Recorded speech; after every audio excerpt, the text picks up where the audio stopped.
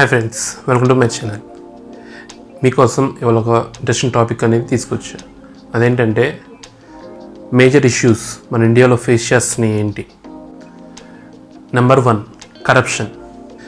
Corruption అనేది మనందరికీ తెలిసిన పదమే. అందరూ వాళ్ళ జీవితాల్లో చూసిన సంఘటనలే. కానీ దీనివల్లే మనం ఇంకా డెవలపింగ్ అవ్వకోకుండా ప్రపంచం ఎంతో ముందుకు వెళ్తున్నా కానీ మనం ఇంకా డెవలపింగ్ స్టేట్లోనే ఉంటున్నాం. మన తాతల నుంచి ఇప్పటికీ still India is a developing country. ఎందుకంటే మెయిన్ కరప్షన్ అనేది మేనేజ్ చేయలేకపోతున్నారు. ఎన్ని యాక్ట్స్ తెచ్చినా గవర్నమెంట్స్ మారినా కొత్త చట్టాలు తెచ్చినా సరే దాన్ని అధిగమించి కరప్షన్ అనేది ఫాస్ట్గా గ్రో అవుతుంది. దానివల్లే ఒకప్పుడు మనకి స్వతంత్రం వచ్చినప్పుడు ₹1 $1, ఇప్పుడు $1 వచ్చేసి 72 రూపీస్ అయింది. ఈ కరప్షన్ అనేది పబ్లిక్లో ఉండిద్ది అండ్ ప్రైవేట్ సెక్టర్స్లో కూడా ఉంటాయి. దీనివల్ల ఫేస్ అయ్యే ప్రాబ్లమ్సే మన ఎకానమీకి గ్రోత్ అవ్వకోకుండా, జీడిపి లాంటిది గ్రోత్ అవ్వకోకుండా డౌన్ అవటం కారణం. మనం మెయిన్గా ఎక్స్పోర్ట్స్ అండ్ ఇంపోర్ట్స్ మీదే ఈ జీడిపి అనేది కూడా మెయింటైన్ అయ్యి ఉంటుంది. మనం చేసే ఈ ఎక్స్పోర్ట్స్ అండ్ ఇంపోర్ట్స్లో కరప్షన్ వైజ్ ఉంటే అది జీడిపికి కూడా ఎఫెక్ట్ అవుతుంది. Number 2, literacy. మన ఇండియాలో లిటరసీ పరంగా 2011లో ఒక అనాలిసిస్ తీస్తే అప్రాక్సిమేట్లీ 74% ఆఫ్ పీపుల్ అనేది ఎడ్యుకేషన్ లేకపోగానే ఉంటున్నారంట. ఈ లిటరసీ అనేది ఎంత దయనీయంగా ఉందంటే అది గర్ల్స్ అయినా బాయ్స్ అయినా ఇద్దరికీ కలిపే ఉంటుంది. ఒక గర్ల్ కానీ బాయ్ కానీ ఆ ప్రైమరీ స్కూల్లో చేరిన తర్వాత దాని తర్వాత కంటిన్యూషన్ అవ్వట్లేదు, అక్కడితోనే స్టాప్ అయిపోతున్నారు. అలానే ఆ చదివిన పిల్లలు కూడా రాయటానికి చదవటానికి కూడా కష్టపడుతున్నారు. ఎక్కువగా మన మిడిల్ ఆఫ్ ఇండియాలో ఎక్కువ ఇల్లిటరేట్ పీపుల్ ఉన్నారంట. వాళ్ళే ఇలాంటి ఎక్కువ ప్రాబ్లమ్స్ ఫేస్ చేస్తున్నారు. ఈవెన్ చదువుకొని ఉండి కూడా ఇప్పటికీ వాళ్ళ భాషల్లో రాయటానికి కూడా ఇబ్బంది పడుతున్నారు. అలాంటి యంగ్స్టర్స్ కూడా చదివి ఈ లిటరసీ అనేది ఎడ్యుకేట్ అవ్వకోకుండా వాళ్ళు ఇల్లిటరేట్గానే నివసిస్తున్నారు ఇప్పుడు. అలానే ఎడ్యుకేట్ అయిన వాళ్ళు అంటే లిటరేట్ అయిన పీపుల్ కూడా ఒక ప్రాబ్లం కానీ ఒక ఇష్యూ కానీ సాల్వేషన్ స్కిల్స్ కూడా అంతగా గ్రోత్ అవ్వట్లే. ఎందుకంటే మనం చదివేది జస్ట్ బేసిక్గా చదివేసేసి వదిలేస్తున్నాం, ఏది మార్క్స్ లాగా అది చదివేసి వదిలేస్తున్నాం. దానివల్ల కొత్త ఇన్వెన్షన్స్ కూడా రావట్లేదు. Number 3, education system. ఇందా చెప్పిన లిటరసీ లాగానే దీనికి లింక్ అయి ఉంటుంది. ఎడ్యుకేషన్ అంటే లిటరేచర్ అంటే మనం జస్ట్ ఆ బీటెక్ చదివాను లేకపోతే ఒక 10th క్లాస్ చదివాను, ఇది లిటరేచర్. ఎడ్యుకేషన్ అంటే నువ్వు చదివిన చదువు నీ గ్రోత్కి అండ్ నీ దేశానికి ఎలా ఉపయోగపడుతుంది, అది ఎడ్యుకేషన్ అంటే.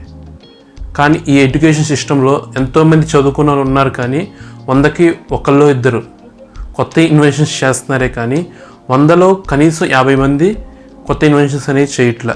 వాళ్ళకి జస్ట్ బేసిక్ థియరీ వరకే చెప్తున్నారు, వాటి వరకే బట్టి ఎగ్జామ్స్లో మార్క్స్ కోసమే ట్రై చేస్తున్నారు. అలానే జాబ్స్ కూడా ఉన్న జాబ్స్ నేర్చుకొని చేస్తున్నారే కానీ ఉన్న వాటిలో కొత్తవి అనేది ఇన్వెన్షన్ లేదు.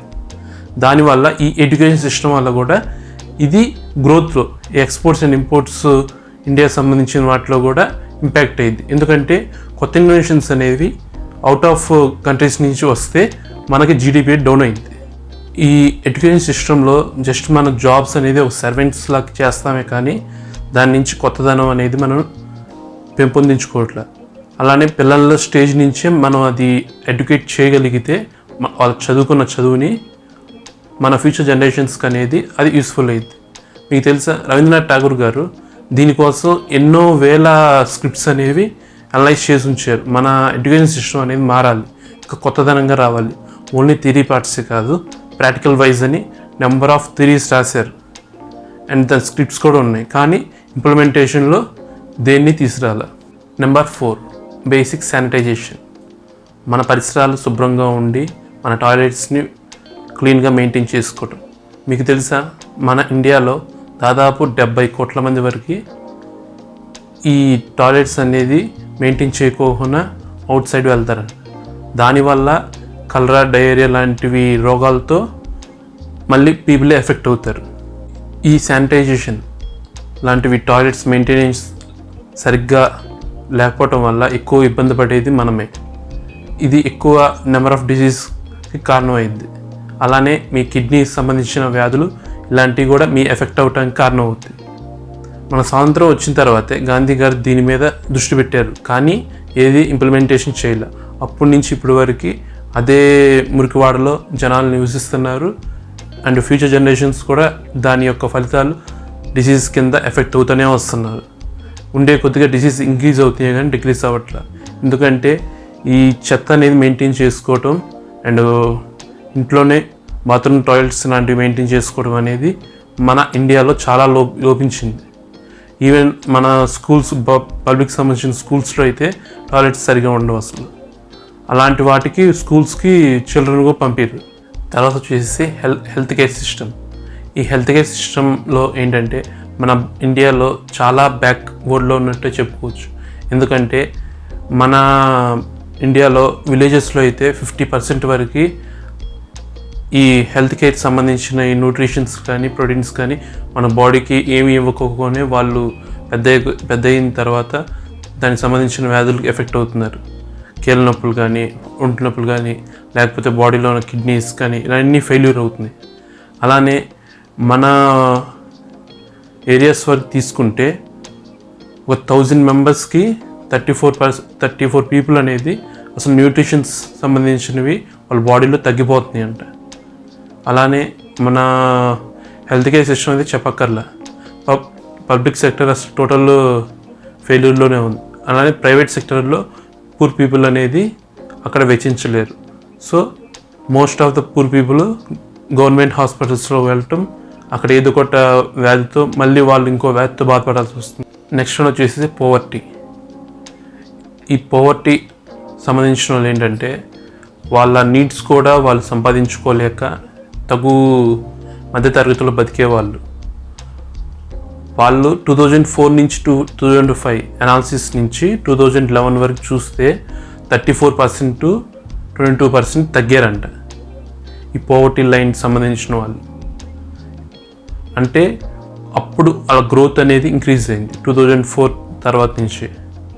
అలానే ఈ 2016 వచ్చేసరికి మెయిన్గా అసలు ఈ పోవర్టీ సంబంధించిన లైన్స్లో ఉన్న వాళ్ళు ఎక్కువ ఏ ప్రాంతాల్లో ఉన్నారని చూస్తే మన ఇండియాలోకి మిడిల్లో ఉన్న రాజస్థాన్, బీహార్, మధ్యప్రదేశ్, జార్ఖండ్, ఉత్తరాఖండ్ ఇలాంటి స్టేట్స్లో ఎక్కువగా పోవర్టీ లైన్స్ అండర్ ఉండేవాళ్ళు ఉన్నారంట.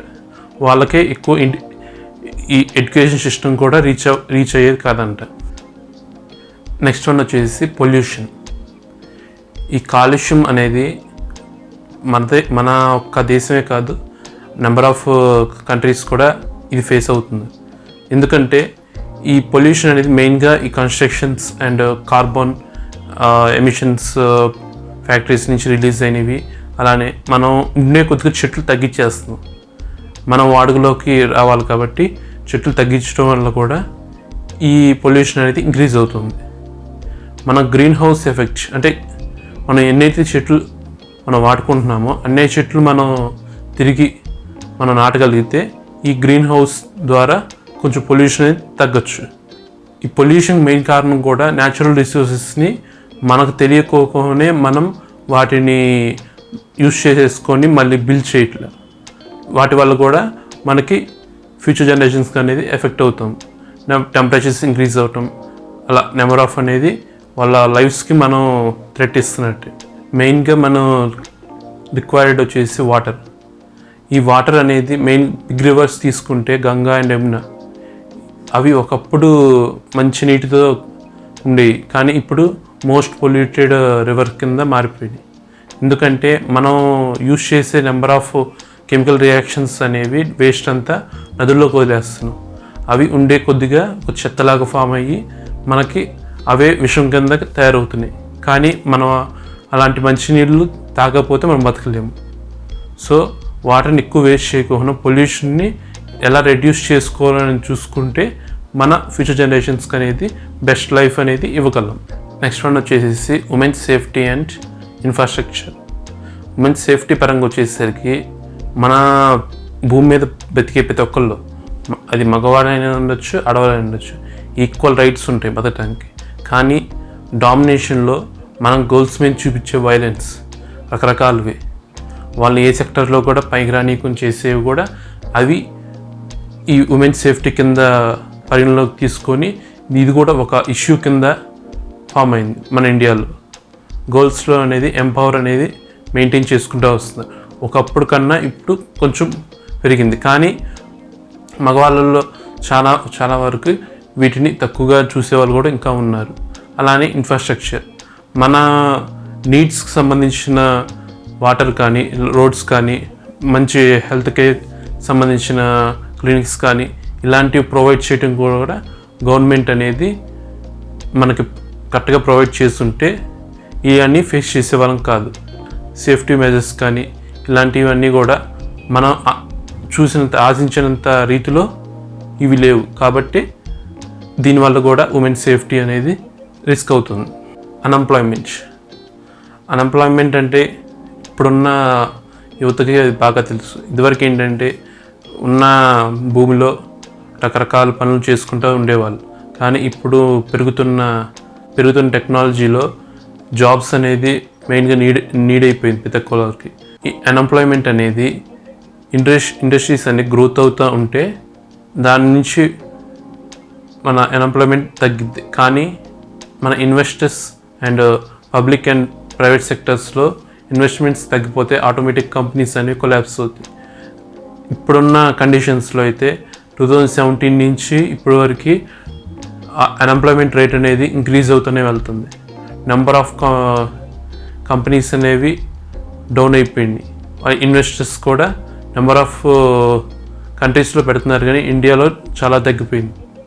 ఎందుకంటే మనం వచ్చే సేఫ్టీ మెజర్స్ వాళ్ళకి నచ్చక వాళ్ళు డిఫరెంట్ కంట్రీస్లోనే పెట్టుకోవచ్చు. ఈ అన్ఎంప్లాయ్మెంట్ తీసేయడానికి కూడా మన గవర్నమెంట్స్ అనేవి పర్టికులర్ లాస్ అనేది మెయింటైన్ చేసుకోవాలి. లేకపోతే ఎలాంటి ప్రైవేట్ సంబంధించిన వ్యక్తి వచ్చి మన స్టేట్లో ఎవరు ఇన్వెస్ట్మెంట్ చేయలేరు. అలానే పబ్లిక్ సంబంధించినవి కూడా నెంబర్ ఆఫ్ ఫీచర్స్ ఇవ్వాలి గ్రోత్ అవటానికి. పబ్లిక్ ద్వారానే మనం ఒక కంపెనీ పెట్టి వాళ్ళ ద్వారానే దాన్ని బిల్డ్ చేసి గ్రోత్ చేసి దాని నుంచి ఇన్కమ్ క్రియేట్ చేసుకుంటే అది మన జీడిపికే ప్లస్ అవుతుంది. అండ్ లాస్ట్ వన్ వచ్చేసి అగ్రికల్చర్ డిస్ట్రెస్. ఇది అందరికీ తెలిసిందే. ఒకప్పుడు అగ్రికల్చర్ మీద ఆధారపడి జీవించే వాళ్ళు వచ్చేసి 60% ఉండేవాళ్ళు, కానీ ఇప్పుడు 22% పడిపోయారు.